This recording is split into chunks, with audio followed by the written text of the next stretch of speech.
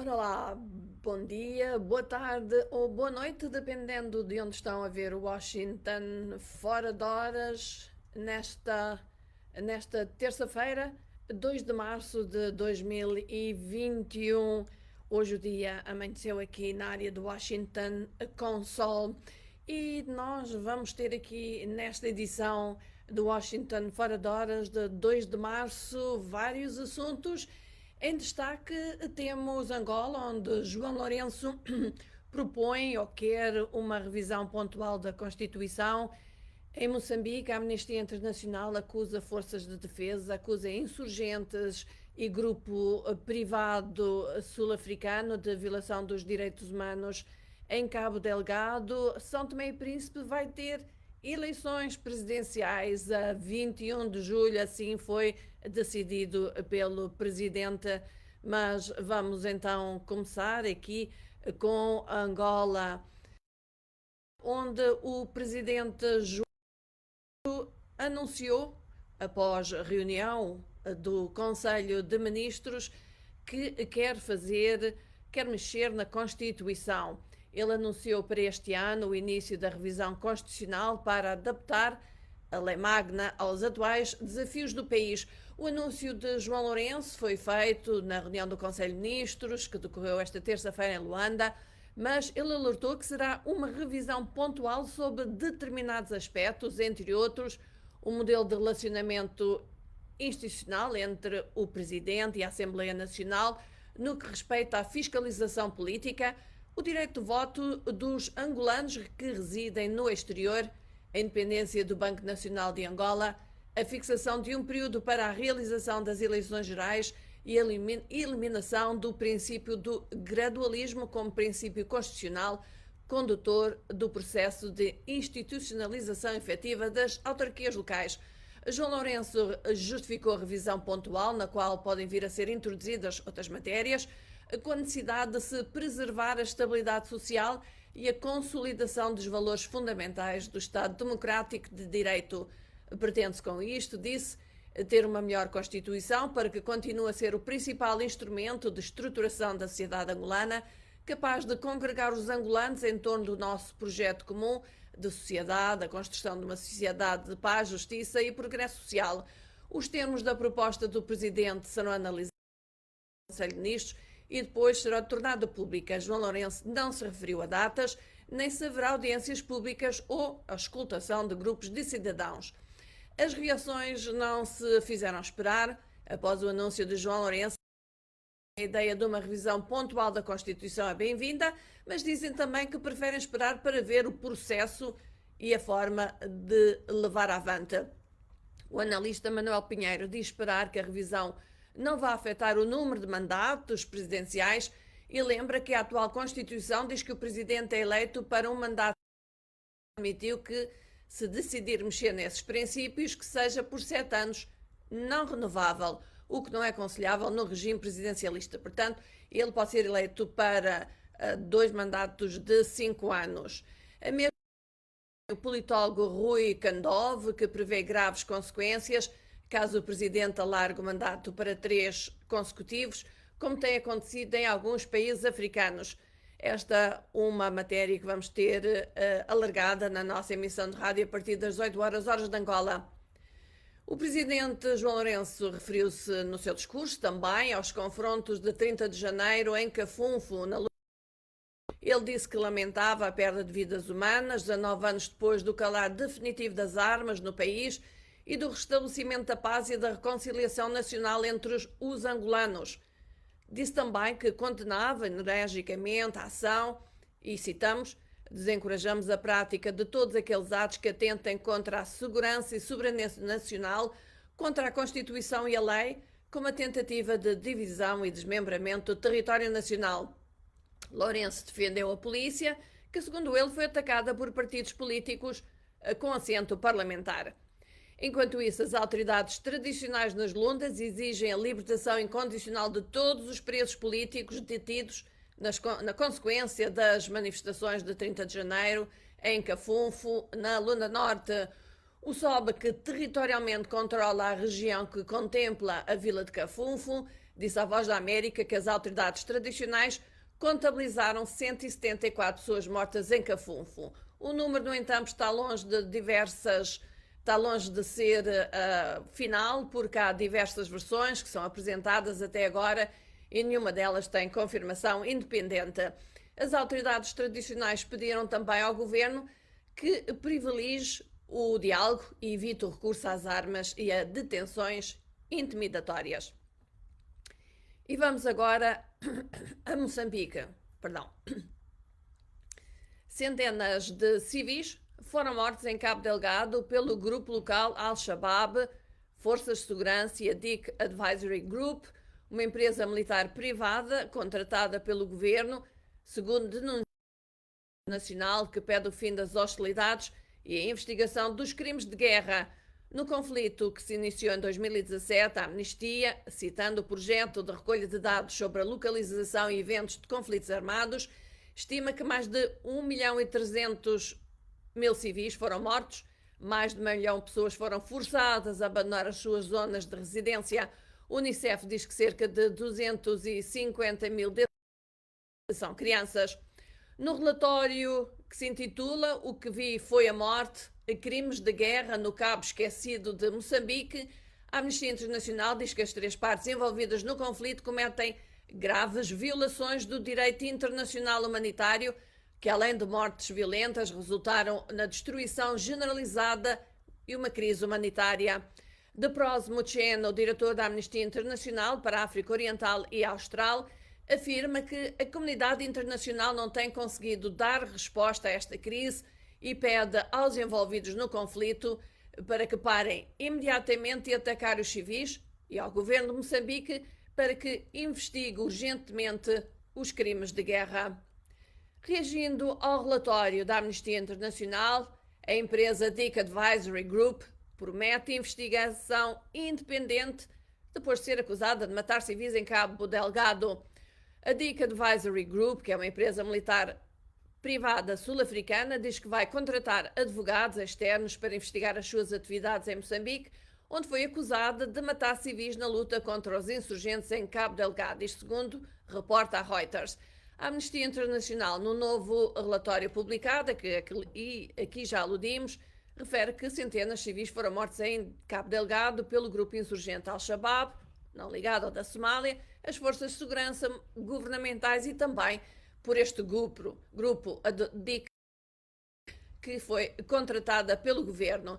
A empresa, citamos, violou claramente o direito internacional humanitário ao disparar indiscriminadamente contra multidões, atacar infraestruturas civis e não distinguir alvos militares e civis, segundo Depros Mucheno, diretor da Amnistia para a África Austral. É preciso agora responsabilizá-los pelos seus atos. Vamos essas alegações muito a sério e vamos colocar uma equipa jurídica independente lá em breve para fazer um inquérito e ver o que estamos a fazer, disse à Reuters o fundador da empresa, Lionel Dick. Dick declinou dar detalhes sobre a missão da sua empresa em Moçambique. O recurso a esta empresa militar privada sul-africana e outras empresas militares privadas na luta contra os insurgentes em Moçambique tem sido criticada por analistas. E antes de passarmos à Guiné-Bissau, vamos aqui ver quem se juntou, entretanto, neste Washington Fora Toras, nesta terça-feira de sol, aqui na área de Washington, 2 de março de 2021. 2 de março, que é o Dia da Mulher Angolana. Aliás, esta é uma pergunta que nós colocamos a todos os nossos internautas, podem ir ao Facebook e dizer quais são ou quais foram as mulheres que tiveram impacto em Angola e porquê que acha, quais são as mulheres que se extinguiram, porquê que acha. A gente já vai ver algumas das respostas que, entretanto, nos foram dadas.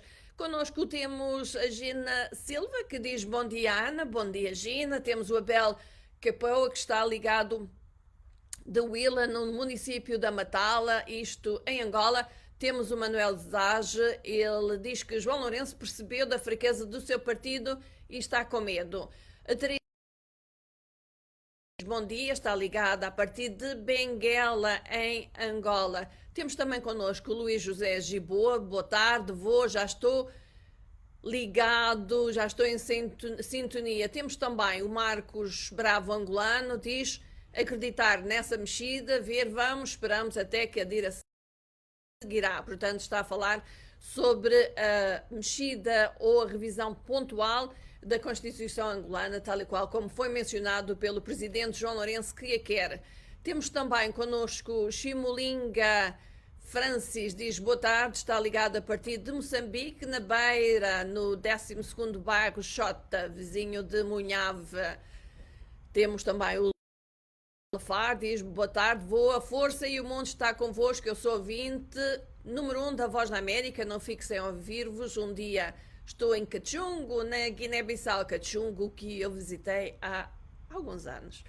E onde temos também uma das nossas rádios parceira, a Rádio Uberlando. Vamos então agora continuar aqui com as nossas notícias. Como dissemos, Guiné-Bissau, exatamente, falando de Cachungo, Guiné-Bissau, secretário-geral da União dos Trabalhadores da Guiné, a central sindical, Júlio António Mendonça, exigiu que o governo corrija as nomeações que fez na função público,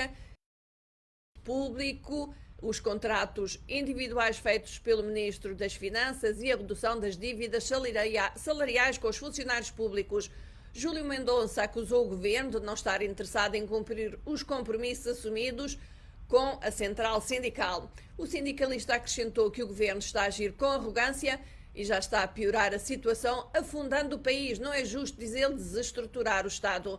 Mendonça desafiou ainda os titulares de órgãos de soberania, os membros do governo, a abdicarem de subsídios, demonstrando sentido patriótico, diz ele, para diminuir as mortes nos hospitais e criar condições para o funcionamento das aulas nas escolas públicas. O secretário-geral acusou ainda o governo de ter bloqueado há 7 meses o fundo de apoio institucional que era destinado mensalmente à central sindical em mais de 14 milhões de francos CFAs.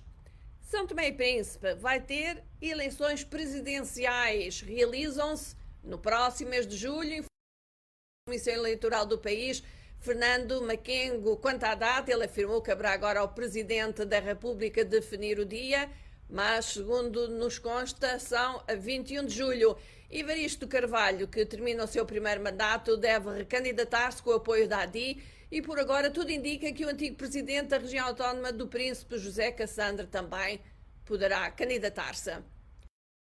Vamos agora dar uma volta por notícias da África, da outra África, que não é África lusófona. Zimbábue, o vice-presidente Kembo Moadi renunciou após alegações de má conduta sexual, uma atitude que é rara no alto funcionário público.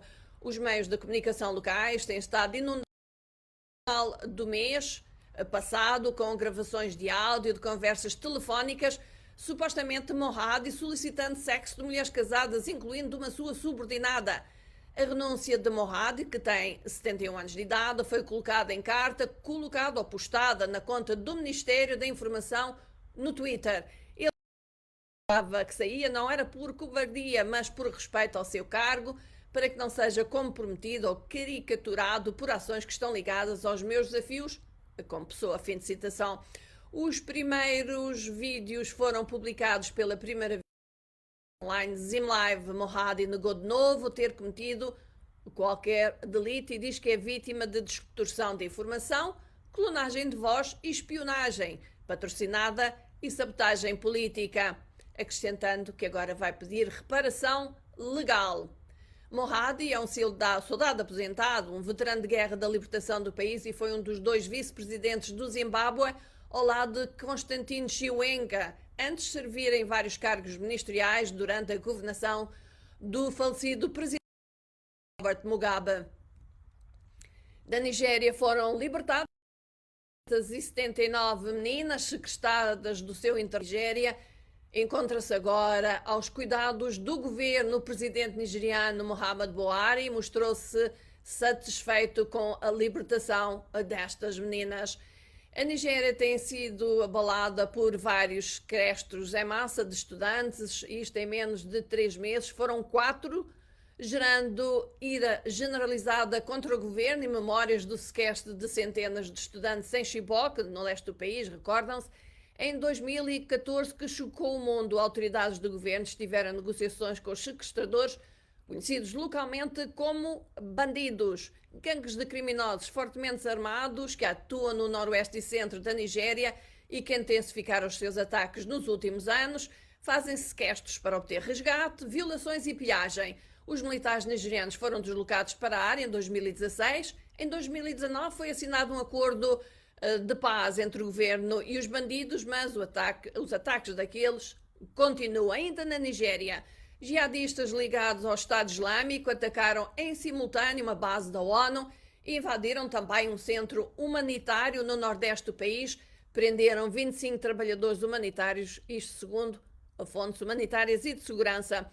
Dezenas de combatentes do Estado Islâmico da província da África Ocidental, conhecidos pela sigla ISWAP, invadiram a cidade de Dikwa, desalojando as tropas da base militar e incendiando depois o centro da ONU.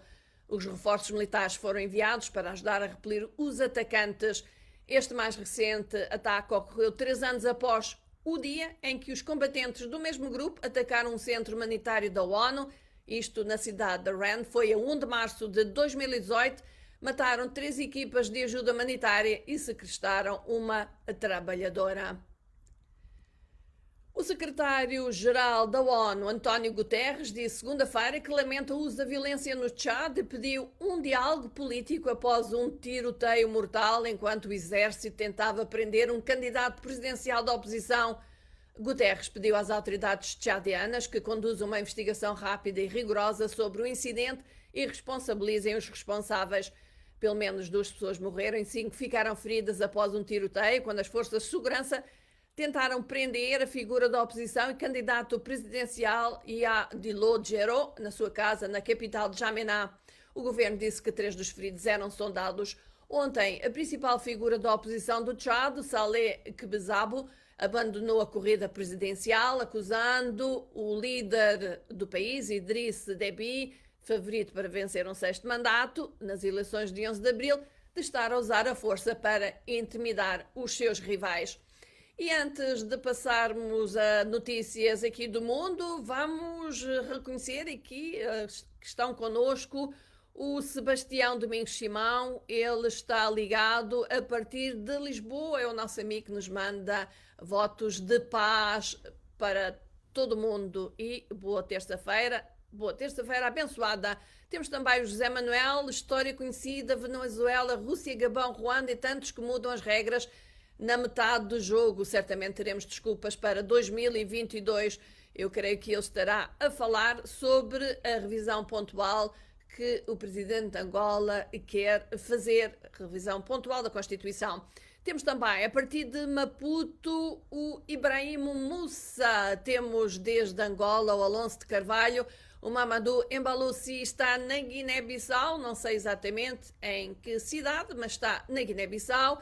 Ligado de Luanda a Angola está o Damião Neto. Temos também o Sérgio Túlio Caldas, no Brasil, que diz alô, ligado nas notícias da África pela boa. Abraços a todos, abraços. Então, do Túlio para todos os nossos amigos internautas. E de Cachala, aliás, o Cachala, Francisco Cachala, diz que fala de Luanda, Angola, gostando do vosso programa. Nós agradecemos. É para vocês que nós estamos aqui a trabalhar todos os dias para vos levar informação atualizada. E vamos então aqui continuar com as nossas notícias. Mas antes de passarmos à Rússia, já vão saber porquê, de referir que uma notícia de desporto interessante, talvez para muitos dos nossos amigos. O ex-presidente do Barcelona, José Bartomeu, e o seu assessor, Jaume Masferrer, foram libertados hoje após comparecerem perante um juiz que investiga o escândalo Barça Gate no ano passado. E segundo um tribunal espanhol, os 2 homens que foram presos na segunda-feira exerceram o direito de não falar e o juiz concedeu-lhes de liberdade condicional enquanto a investigação prossegue, afirmou ainda o Tribunal de Barcelona. O chamado escândalo Barça Gate envolve alegações de que o clube encobriu pagamentos feitos a uma empresa contratada para promover a imagem do então presidente Bartomeu, aliás, nas redes sociais. Parte da campanha nas redes sociais incluiu críticas aos jogadores atuais e antigos do Barça, como Lionel Messi, Pep Guardiola e Xavi Hernández. Lionel Messi descreveu, aliás, a polémica como estranha em uma entrevista ao jornal catalão Mundo Desportivo. Portanto, aqui uma notícia de desporto interessante também, porque envolve corrupção no desporto e isto envolve também uma equipa mundialmente conhecida, o Barcelona. E vamos então à Rússia para dizer que Mikhail Gorbachev, eu creio que todos vós conhecem de nome, o reformador histórico que presidiu ao colapso da União Soviética, faz hoje 90 anos de idade, está em quarentena e, como todo mundo diz, está cansado das restrições ao vírus, isto segundo o seu porta-voz, o qual acrescentou que Gorbachev recebeu parabéns de todo o mundo, entre os quais o presidente russo Vladimir Putin, o líder dos Estados Unidos Joe Biden e a chanceler alemã Angela Merkel. No poder entre 1985 e 1991, Gorbachev pressionou por reformas para alcançar, duas palavras ficaram conhecidas, glasnost, abertura, e perestroika, reestruturação, mas as suas políticas levaram ao fim da União Soviética. Depois da queda do Muro de Berlim, ganhou o Prémio Nobel da Paz em 1990 pelas mudanças radicais nas relações leste-oeste. A organização Reporters Sem Fronteira anunciou que deu entrada com uma queixa criminal na Alemanha contra 5 autoridades sauditas, incluindo o príncipe herdeiro Mohammed bin Salman, dizendo que eram responsáveis por crimes contra a humanidade. O Grupo de Liberdade da Imprensa disse que a sua denúncia mostra a natureza generalizada e sistemática da perseguição de jornalistas na Arábia Saudita e destaca a detenção de 34 jornalistas e ainda o assassinato de Jamal Khashoggi. A ação segue-se à publicação na semana passada de um relatório desclassificado de inteligência americano, dizendo que o príncipe herdeiro aprovou o assassinato de Khashoggi no consulado saudita na Turquia. A Arábia Saudita acabou por dizer que Khashoggi foi morto por engano, no que chamou de operação desonesta, mas negou o envolvimento do príncipe herdeiro na mesma. As autoridades sauditas rejeitaram o relatório de inteligência dos Estados Unidos. Estados Unidos que deverão impor hoje sanções para castigar a Rússia pelo envenenamento crítico do Kremlin, Alexei Navalny, segundo as fontes familiarizadas com o assunto e que contaram a Reuters. A decisão do presidente Biden de impor sanções pelo envenenamento de Navalny reflete uma postura mais dura do que a do seu antecessor, Donald Trump, que deixou este incidente, em agosto passado, passar sem qualquer ação punitiva dos Estados Unidos. Reagindo, o Kremlin disse que quaisquer novas sanções por parte dos Estados Unidos sobre o tratamento de Navalny não alcançariam o seu objetivo e iria apenas piorar as relações já tensas entre os dois países. De recordar que Navalny adoeceu num voo na Sibéria em agosto, foi transportado de avião para a Alemanha, onde os médicos concluíram que tinha sido envenenado com agente nervoso. O Kremlin negou qualquer papel na sua doença e disse que não tinha visto nenhuma prova de que fora envenenado. O diretor do FBI, aqui nos Estados Unidos agora, Chris Wray, deve testemunhar pela primeira vez hoje, desde o tumulto mortal de 6 de janeiro no Capitólio dos Estados Unidos. Os legisladores devem pressioná-lo sobre se a sua agência comunicou adequadamente com outras agências da lei da ordem sobre o potencial de violência naquele dia. Espera-se que as perguntas sobre os preparativos do FBI para o motim e as investigações a respeito dele dominem a apresentação do Wray perante o Comitê Judicial do Senado. Ele também deve ser pressionado sobre como o FBI está a enfrentar neste momento ameaça à segurança nacional por parte de nacionalistas brancos e extremistas violentos domésticos. Vamos agora rapidamente até Hong Kong, onde dezenas de ativistas pró-democracia voltaram a tribunal hoje, na terça-feira, quando a sua audiência maratona sobre as acusações de subversão entrou no segundo dia. As 47 figuras da oposição, políticas também, políticos pró-democracia, ativistas pró-democracia, enfrentam acusações formais de subversão ao abrigo da polémica Lei de Segurança Nacional imposta pela China na cidade. Centenas de manifestantes desafiaram as leis de distanciamento social para se reunirem frente ao tribunal para darem apoio aos que estão a ser julgados. Apesar de um dia longo, do número de réus e do número de advogados de defesa e promotores, 27 equipas de defesa não conseguiram apresentar os seus casos, pelo que as audiências prosseguem. No domingo, as autoridades acusaram formalmente os 47 de conspiração para subverter o poder do Estado. Se forem condenados, eles podem ser sentenciados à prisão perpétua. E vamos aqui, como nos aproximamos aqui já do final deste Washington Fora de Horas, em que está convosco hoje Ana Guedes, neste dia de terça-feira, 2 de março de 2021, dia de sol aqui na área de Washington, depois de ontem ter estado a chover todo o dia. Temos connosco, a partir de terra da boa gente, Inhambane, o Frank Daniel Chituango. Manda cumprimentos a toda a equipa da Voz da América em português. Temos também ligado a partir de Luanda, Angola, o Gonçalves Mendes. Da África do Sul temos o António Candeia, estadista. Temos de Benguela, Angola, o Álvaro Barito, diz na tarde, minha gente, escrevendo a partir de Benguela, Angola. Temos o Narciso Miguel, está no distrito de Buzi, em Sofala, isto é Moçambique. Temos também ainda de Luanda, o Ventos Soltos Gildo Pac, e o nosso amigo de Climano Mamed Iqbai Daoud está também connosco. Temos Tina Souza, temos ainda o João Bernardo Correia, está em Luanda, Angola, e temos a Cristina Oliveira desde Portugal. Então, para todos um abraço, votos de uma boa terça-feira. Vamos então aqui às nossas redes sociais, onde muito das notícias se passam. E no website da Voz da América, www.voaportugues.com, o artigo que está a chamar a atenção dos leitores é André Matsangaíça, quero dizer, Júnior, abandona a junta militar da Renamo. Ele é sobrinho de André Matsangaíça, fundador da Renamo, abandonou a autoproclamada junta militar da Renamo e entregou-se às forças governamentais. Ele dirigia as operações de instabilidade e uma das frentes, junta militar, foi recebido na segunda-feira pelo Presidente da República, Filipe Nyusi, tendo após o encontro afirmado que abandona o grupo para dar contributo ao desenvolvimento nacional. Não esqueça, veja os detalhes em www.voaportugues.com.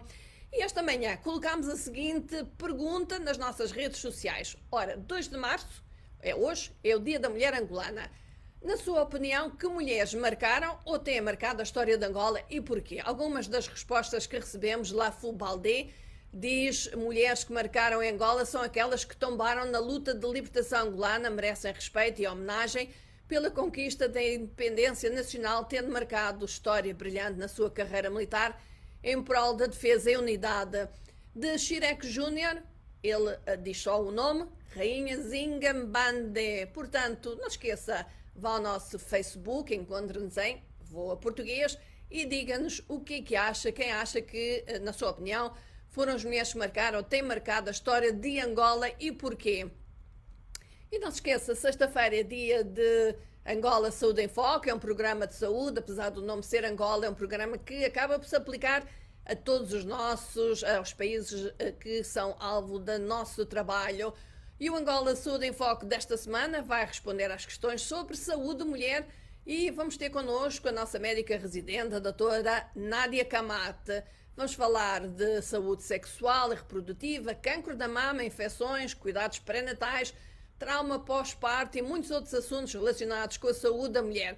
É uma boa oportunidade para colocarem as vossas questões à doutora Nádia Camate ou os vossos comentários e podem nos enviar através do nosso WhatsApp, +1 908 652 4584. Não esqueçam, Angola Saúde em Foco com a doutora Nádia Camate esta sexta-feira. Isto é um programa que ainda devido aos constrangimentos que temos de fazer estas emissões, que envolvem uma grande produção e produção em estúdio, é uma emissão que é gravada antecipadamente, portanto, se tiver alguma pergunta, envie-nos rapidamente.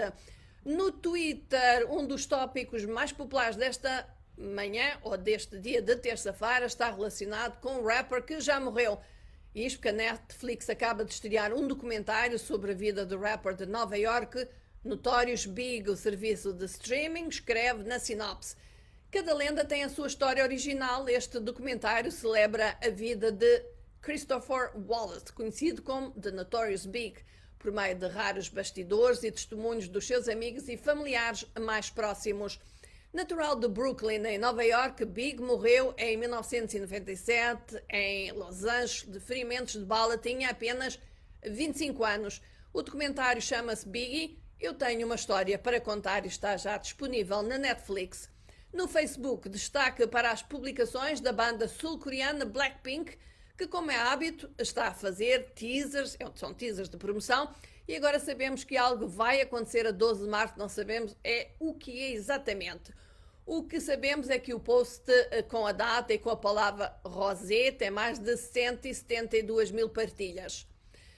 Temos também Justin Bieber, que fez 27 anos, foi ontem, publicou uma fotografia sua dele há 27 anos, o que naturalmente conquistou muitos likes dos admiradores, mas mais precisamente 544 mil likes, pelo menos até agora, até estas últimas horas. No Instagram, a rainha é hoje Kylie Jenner, que publicou uma foto com a sua figura toda em forma e certamente deve ter convencido uma série de fãs a ir para o ginásio nas últimas horas. Perto de 6 milhões de fãs fizeram like nesse post. No YouTube, entre os vídeos da música mais popular está Problema, de Daddy Yankee, com 11 milhões de visualizações em apenas 4 dias. E nós temos basicamente no final deste Washington Fora de Horas, 2 de março de 2021, em que falamos aqui de Angola, onde o presidente João Lourenço quer fazer uma revisão pontual da Constituição. Falámos também de Moçambique a propósito das acusações feitas pela Amnistia Internacional no relatório divulgado, em que diz que houve violações dos direitos humanos em Cabo Delgado por parte das forças de segurança moçambicanas, por parte dos insurgentes e também por parte de uma empresa militar privada sul-africana contratada pelo governo moçambicano para ajudar ao combate contra os insurgentes em Cabo Delgado. E pronto, quase no final, de referir que temos também Dinho Nhantumbo, está em Maputo, e de Luanda o Benício Luciano. Portanto, assim nos vamos despedir. Convosco esteve nesta terça-feira, 2 de março de 2021, Ana Guedes. Não esqueça, pode ir ao nosso site em www.voaportugues.com e ver outros artigos de interesse. Temos também vários vídeos. Temos também, não esqueça, nas redes sociais, Facebook, Instagram, Twitter, YouTube. E não se esqueça, nosso número do WhatsApp, mais 908-652-4584, se nos quiser enviar uma mensagem. Então, até à próxima. Todos se despedem, Ana Guedes, com um abraço, amigos ouvintes. Bye, bye.